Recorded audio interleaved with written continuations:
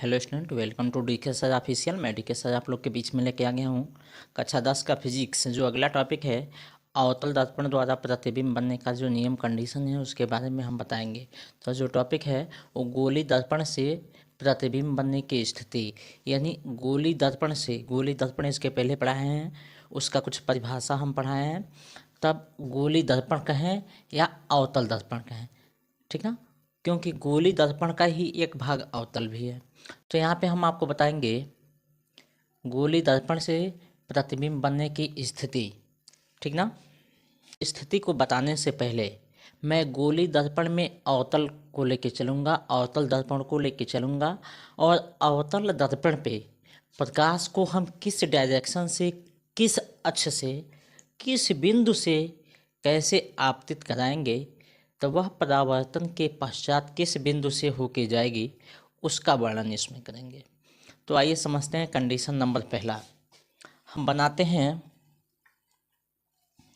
एक अवतल दर्पण। ध्यान से देखिए, एक बनाते हैं हम अवतल दर्पण। यह अवतल दर्पण है, इसको कंडीशन नंबर फर्स्ट हम समझाते हैं। अवतल दर्पण बना दिए, और यह जो लाइन है मुख्य अक्ष वाली लाइन है, कल भी हम इसको बताए थे। अब देखिए, अवतल दर्पण के ऊपरी और निचली बिंदु, यानी जो इसका डायमीटर है, या उसको M1 से M2 तक लिखेंगे। परावर्तक तल के मध्य बिंदु को पोल कहते हैं। पोल से कुछ दूरी पर एक बिंदु होती है जिसको सेंटर ऑफ कर्वेचर कहते हैं। सेंटर ऑफ कर्वेचर और पोल के बीच में एक बिंदु होती है जिसको मुख्य फोकस F कहते हैं, ठीक ना। अब आइए समझिए, अगर कोई भी प्रकाश की किरण ऐसे मुख्य अक्ष के समांतर आपतित होता है, क्या होता है, मुख्य अक्ष के समांतर आपतित होता है, तो वह परावर्तन के पश्चात, ध्यान से देखिए, वह परावर्तन के पश्चात मुख्य फोकस से होकर जाता है। कंडीशन नंबर पहला, ठीक ना। अब कंडीशन नंबर दूसरा आपको बताने चल रहे हैं। फर्स्ट कंडीशन हो गया, कंडीशन नंबर दूसरा बताएंगे। एक अवतल दर्पण फिर से बनाते हैं। अवतल दर्पण बना लिए। अब इस अवतल दर्पण में मुख्य अक्ष वाली लाइन बना लिए। इस बिंदु को हम पोल कहते हैं, जिसको हिंदी में ध्रुव कहते हैं। इसको C से वक्रता केंद्र कहते हैं, और इसको मुख्य फोकस कहते हैं। बात ध्यान से सुनिए, जब प्रकाश की किरण मुख्य अक्ष के समांतर आया, ऐसे परावर्तन के पश्चात मुख्य फोकस से होके गया। जब प्रकाश की किरण, ध्यान दीजिएगा, मुख्य फोकस से होकर आता है, कहाँ से आता है, मुख्य फोकस से होकर आता है, तो परावर्तन के पश्चात वह मुख्य अक्ष के समांतर होके जाता है, ठीक है ना। जब मुख्य फोकस से आएगा था, परावर्तन के पश्चात मुख्य अक्ष के समांतर होके जाएगा। इसको आप लोग लिखेंगे, जब प्रकाश की किरण मुख्य अक्ष के समांतर आता है तो परावर्तन के पश्चात मुख्य फोकस से होके जा रहा है, और जब प्रकाश की किरण मुख्य फोकस से आता है तो परावर्तन के पश्चात मुख्य अक्ष के समांतर जाता है। दो कंडीशन हम आपको पढ़ा दिए। कंडीशन नंबर थर्ड आपको बताते हैं।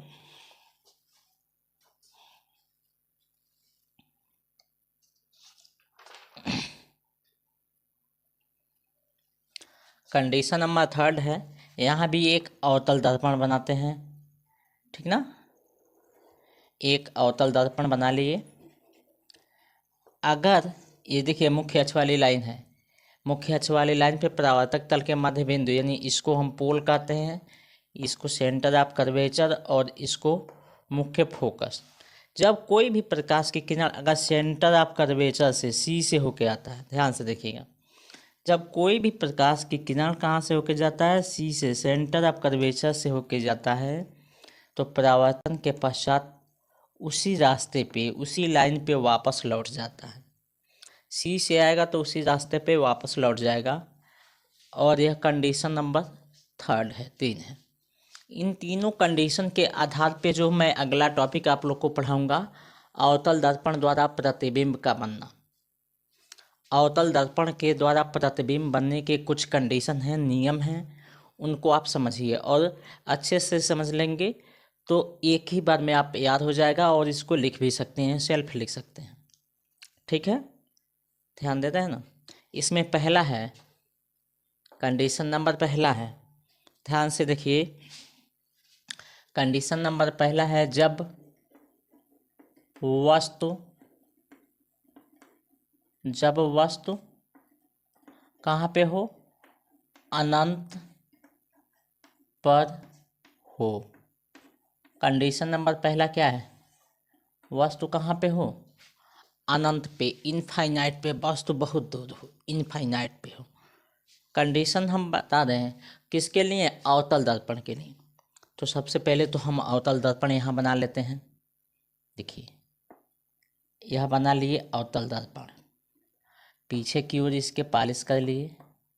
आप लोग जानते हैं किस चीज़ का पॉलिश होता है, कल हम बताए थे, वीडियो पढ़ाए थे उसमें। वीडियो को रिवर्स करके डिस्क्रिप्शन में लिंक है या प्लेलिस्ट में जाके आप देख लेंगे। यह अवतल दर्पण है। अवतल दर्पण के परावर्तक तल के मध्य बिंदु को ध्रुव कहते हैं, या मोन है, M2 है। यह इसका सेंटर ऑफ कर्वेचर है, या इसका मुख्य फोकस है। कंडीशन क्या कहा है, ध्यान से देखिए। जब वस्तु कहाँ पे है, अनंत पे है, ठीक ना। जब वस्तु अनंत पे है तो अनंत से मान लेते हैं कोई दो किरण जो दोनों मुख्य अक्ष के समांतर माने, या एक सेंटर ऑफ कर्वेचर और एक फोकस से। तो मान लेते हैं दोनों प्रकाश की किरण मुख्य अक्ष के समांतर ऐसे आ रही है, मुख्य अक्ष के समांतर आ रही है, ठीक ना। किसी तरह मान सकते हैं। तो मुख्य अक्ष के जब समांतर किरण आती है तो परावर्तन के पश्चात फोकस से होके जाती है। कंडीशन अभी बताए हैं। तो मुख्य अक्ष के समांतर जब किरण आ रही है, ध्यान से देखिए, तो ये परावर्तन के पश्चात कहाँ से होके जाएगी, इसके फोकस से होकर जाएगी। इस कंडीशन में प्रतिबिंब कैसा बनेगा, तो इस कंडीशन में जो प्रतिबिंब बनेगा, देखिए वह बनेगा वास्तविक, यहाँ पे लिख देते हैं प्रतिबिंब की स्थिति, बता देते हैं यहाँ पे। इस कंडीशन में वास्तविक उल्टा और वस्तु से अति सूक्ष्म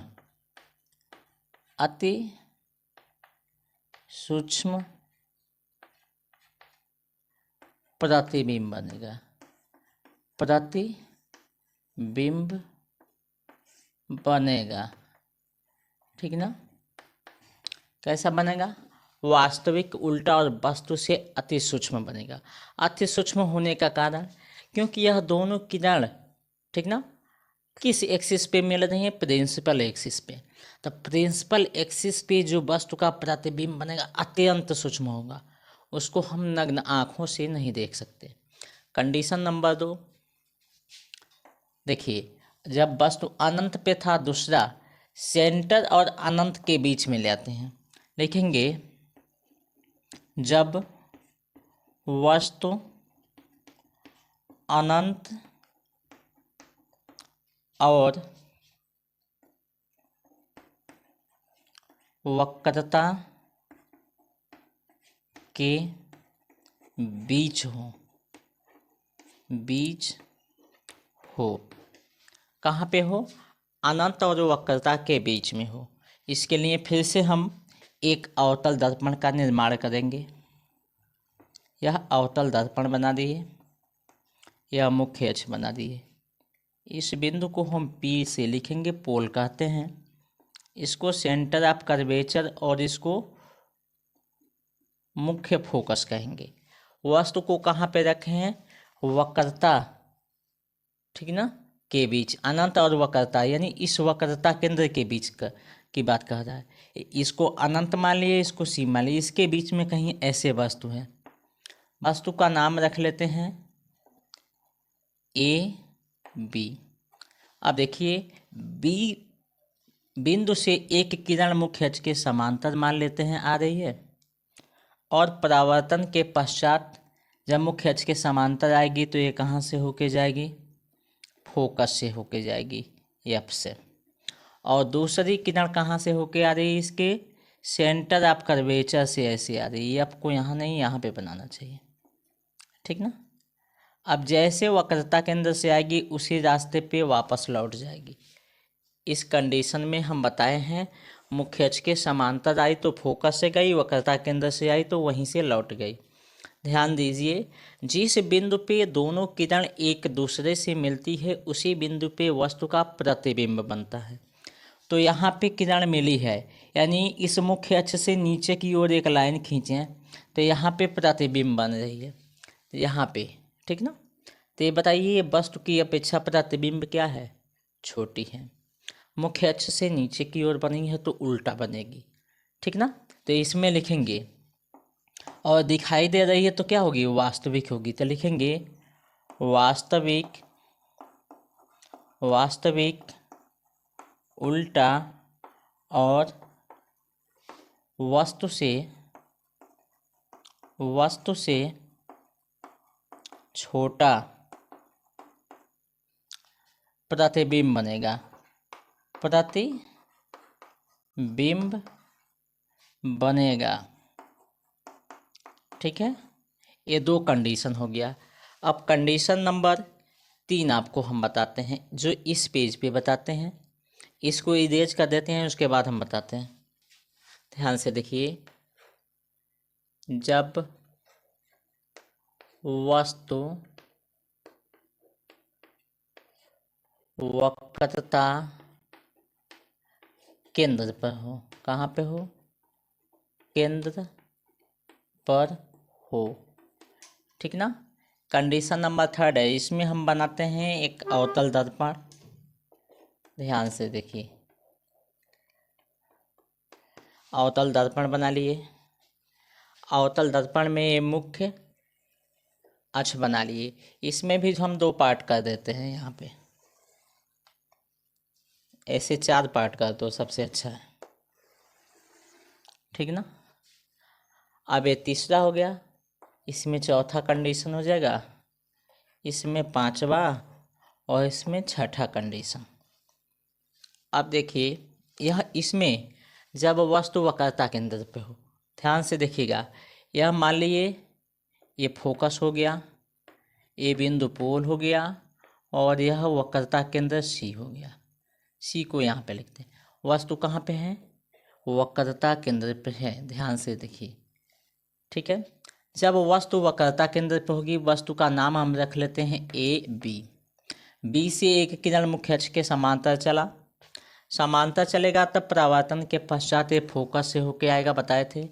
और दूसरा किरण, ध्यान से देखिएगा, यह फोकस से होके ऐसे आगे निकलेगा, और दूसरा किरण मान लेते हैं इसके फोकस से ऐसे आया, और परावर्तन के पश्चात ये कहाँ से होके जाएगा, मुख्य अक्ष के, ध्यान से देखिए, मुख्य अक्ष के समांतर जाएगा, ठीक ना। इस लाइन को थोड़ा सा हम और स्ट्रेट मिलाते हैं, ऐसे सीधा करके। अब देखिए, जिस बिंदु पे दोनों किरण एक दूसरे से मिल रही है, ठीक ना, इसको स्केलिंग करके मिलाएंगे तो इसी बिंदु पे मिलेगी। जिस बिंदु पे दोनों किरण एक दूसरे से मिल रही है उसी बिंदु पे वस्तु का प्रतिबिंब बनेगा। वस्तु का क्या बनेगा, प्रतिबिंब बनेगा। ध्यान से देखिए, बिंब, उस बिंदु पे वस्तु का प्रतिबिंब, प्रतिबिंब कैसा बन रहा है, तो वास्तविक बन रहा है और दिखाई दे रहा है, और उल्टा बन रहा है और वस्तु के बराबर है। तो इसमें लिखेंगे प्रतिबिंब कैसा होगा, वास्तविक होगा, वास्तविक, उल्टा, और देखो वस्तु के बराबर है, उल्टा और वस्तु के बराबर, ठीक है। चौथा कंडीशन है। अब फिर से इसको थोड़ा सा और आगे बढ़ाएंगे, ठीक है ना, बात समझ में आ रहा है। लिखेंगे, जब वस्तु सी यानी वक्रता केंद्र तथा फोकस के बीच हो, कहाँ हो, फोकस के बीच हो, ठीक ना। इसके लिए हम बना लेते हैं, अवतल दर्पण में देखते हैं, ये मुख्य अक्ष वाली लाइन हो गई, ये हो गया फोकस और यह हो गया वक्रता केंद्र। ध्यान दीजिए दोनों के बीच में वस्तु है, एक किरण मुख्य अक्ष के समांतर चला, उसके बाद फोकस से होके निकल गया, दूसरा किरण ऐसे फोकस से होके गया और परावर्तन के पश्चात ऐसे मुख्य अक्ष के समांतर हो गया। यहाँ से लाइनिंग खींचेंगे तो यह जो बनेगा वो प्रतिबिंब बनेगा। जो मुख्य अक्ष के नीचे की ओर जहाँ पे दोनों किरण मिल रही है उस बिंदु पे प्रतिबिंब बनता है, ठीक है ना। तो प्रतिबिंब कैसा बना, वास्तविक बना, दिखाई दे रहा वास्तविक है, उल्टा है, इसका एरो ऊपर है, इसका एरो नीचे, उल्टा है, और वस्तु की अपेक्षा में क्या है, छोटा है। इसको लिख लेंगे। अगला कंडीशन है पांचवा समझा देते हैं। जब वस्तु फोकस पर हो, जब फोकस पे हो तब कैसा होगा, ठीक ना। तो यहाँ भी अवतल दर्पण बना देते हैं। ध्यान से देखिए, ये मुख्य अक्ष वाली लाइन बना दिए, यह फोकस हो गया, ये सेंटर ऑफ कर्वेचर। वस्तु कहाँ पे है, मुख्य फोकस पे। तो यह किरण मुख्य अक्ष के समांतर गई, परावर्तन के पश्चात ऐसे फोकस से होकर निकल जाएगी। और दूसरी किरण, ध्यान से देखिएगा, दूसरी किरण ऐसे तिरछा होके जाएगी और परावर्तन के पश्चात इसके वक्रता केंद्र से होकर निकलेगी। अब ये दोनों किरण को ध्यान से देखिए, दोनों किरण को डॉटेड लाइन से पीछे मिलाएं तो यह दोनों किरण एक दूसरे से, ध्यान से देखिए, ये दोनों किरण एक दूसरे से किसी न किसी बिंदु पे मिलती हुई प्रतीत हो रही हैं। तो जिस बिंदु पे किरण मिलती हुई प्रतीत होगी, ध्यान से देखिएगा, उस बिंदु पे प्रतीत हो रही है, कन्फर्म नहीं है कि मिल रही है, तो प्रतीत होगी, तो उस बिंदु पे वस्तु का आभासी प्रतिबिंब बनेगा। कैसा बनेगा, आभासी बनेगा, और वस्तु की अपेक्षा में क्या है, बहुत बड़ा है, ठीक है। कंडीशन नंबर 6 है, जब वस्तु एफ यानी मुख्य फोकस तथा पी के बीच हो, कहाँ पे हो, मुख्य फोकस तथा ध्रुव के बीच में हो, इसमें अवतल दर्पण बनाते हैं। ध्यान से देखिए, ये मुख्य अक्ष वाली लाइन हो गई, स्पष्ट हो जाए ना लाइन,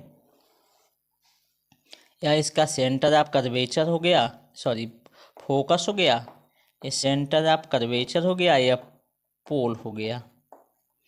अब मान लेते हैं पी एफ और पी के बीच में हो, एफ और पी के बीच में हो, तब यहाँ पे कोई वस्तु है तो एक किरण मुख्य अक्ष के समांतर चलेगा, परावर्तन के पश्चात फोकस से होके जाएगा, दूसरा किरण ऐसे जाएगा और परावर्तन के पश्चात इसके सेंटर ऑफ कर्वेचर से होके निकल गया। अब ये दोनों किरण एक दूसरे से कहाँ पे मिलेंगे, जाकर लगभग इनफाइनाइट पे, इमेजिंग होंगे कि ये दूसरे से इनफाइनाइट पे मिल रहे हैं। तो इस कंडीशन में वस्तु का जो प्रतिबिंब बनेगा, ध्यान से देखिएगा, वास्तविक, उल्टा और वस्तु से बहुत ही बड़ा बनेगा। जब अनंत पे मिलेंगे तो बहुत बड़ा प्रतिबिंब होगा वस्तु की अपेक्षा में, और पहले कंडीशन में क्या बताए हैं, अनंत से आ रहा है तो बहुत छोटा प्रतिबिंब होगा। यानी वस्तु की अपेक्षा बड़ा प्रतिबिंब बनेगा कब, जब फोकस और पोल के बीच में होंगे, और वस्तु की अपेक्षा छोटा प्रतिबिंब कब बनेगा, जब वस्तु अनंत पे होगा। अनंत पे वस्तु है तो छोटा प्रतिबिंब, और फोकस और पोल के बीच में है तो बहुत बड़ा प्रतिबिंब। इसको नोट करिए, इसके बाद हम अगले टॉपिक में आएंगे, इसके बाद वाला लेकर अवतल दर्पण का उपयोग क्या है, ठीक ना। उसके बाद हम उत्तल के बारे में कुछ बताएंगे। धन्यवाद।